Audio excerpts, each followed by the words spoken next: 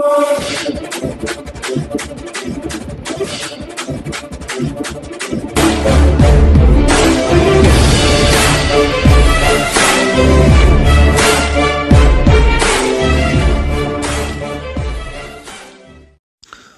प्यारे Hindustan news channel में आपका हार्दिक स्वागत है। खबर अब तक से।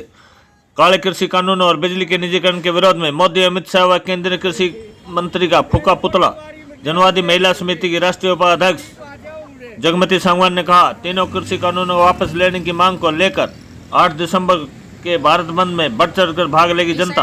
अखिल भारतीय किसान सभा के जिलाध्यक्ष प्रीत सिंह ने कहा, प्राकृतिक खेती को भी नरेंद्र मोदी करना चाहते हैं अडानी अंबानी के हवाले, किसान नहीं करेंगे किसी सूरत में बर्दाश्त। अखिल भारतीय किसान सभा और अखिल भारतीय जनवादी महिला समिति की जिला कमेटी रोहतक के नेतृत्व में सोनीपत स्टैंड, सुनारिया चौक, माता दरवाजा, पाकसुआ गांव और सेक्टर 3 में खेती संबंधी 3 काले कानूनों को रद्द करवाने तथा बिजली के निजीकरण के विरोध में मोदी, अमित शाह व केंद्रीय मंत्री का पुतला फूका गया।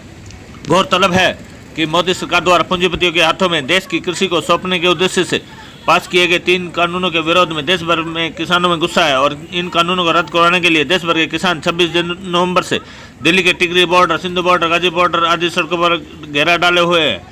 जनवादी महिला समिति की राष्ट्रीय उपाध्यक्ष जगमती सांगवान ने कहा, कृषि संबंधी सब थोपे गए इन काले कानूनों के चलते किसान ही नहीं बल्कि भूमिहीन खेत मजदूर और कारीगर परिवारों की भी रोजी रोटी चौपट हो जाएगी। यही वजह है कि आज अपनी रोजी रोटी बचाने के लिए किसानों के साथ में देश भर के मजदूर, महिलाएं, विद्यार्थी, नौजवान आंदोलन में शामिल हो रहे हैं। उनका कहना था कि सरकार अर्थदंडता कर रही है। इसके खिलाफ 8 दिसंबर को देशव्यापी भारत बंद में जनवादी महिला समिति बढ़ चढ़ कर भाग लेगी।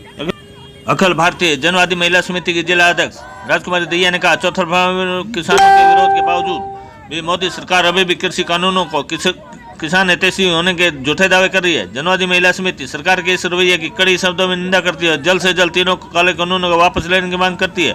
अखिल भारतीय किसान सभा के जिलाध्यक्ष प्रीत सिंह ने भी आज 8 दिसंबर के भारत बंद का समर्थन करते हुए कहा कि आज देश में अडानी अंबानी से अगर कुछ बचा दवा प्राकृतिक खेती बची हुई है, उसे भी नरेंद्र मोदी अंबानी और अडानी के हवाले कर देना चाहते हैं। इसे किसान किसी सूरत में बर्दाश्त नहीं करेंगे। इसलिए उन्होंने देश की जनता से 8 दिसंबर के भारत में बंद में बढ़ चढ़ कर भाग लेने का आह्वान किया है।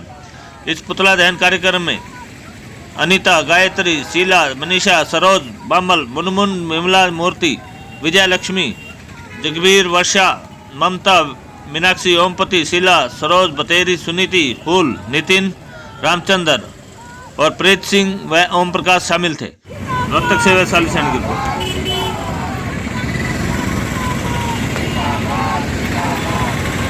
आज किसान आंदोलन जो है उनका आह्वान है कि देश की सरकार और कॉरपोरेट सेक्टर जो हमारी खेती बाड़ी पे कब्जा करना चाहते हैं, उसको बर्बाद करना चाहते हैं, उनके पुतले जलाए जाने चाहिए।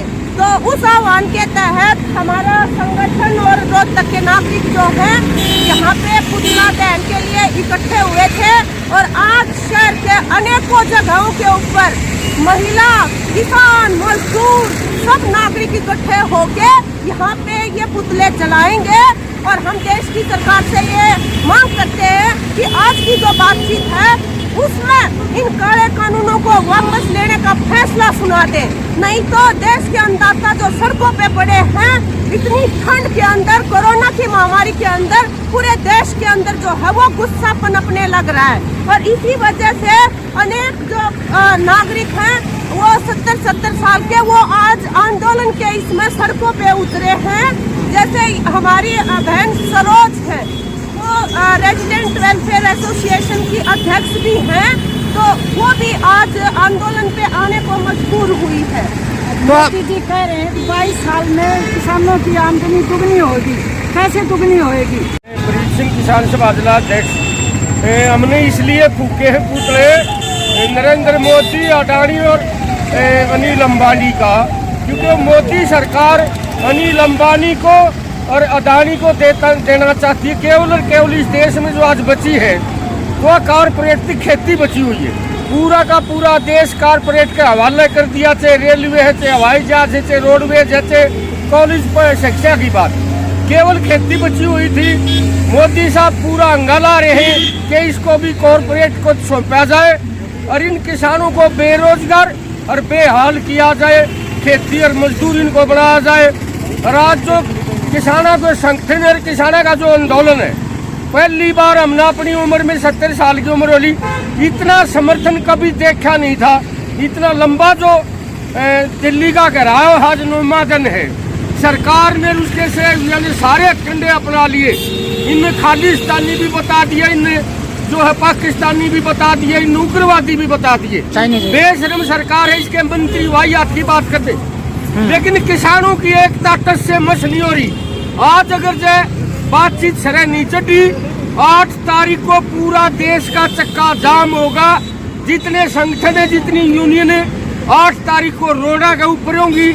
और ये जो रिलायंस के इनके मॉल है, ये पेट्रोल पंप, उनका घेराव कराया जाएगा, उनका बाईकाट कराया जाएगा।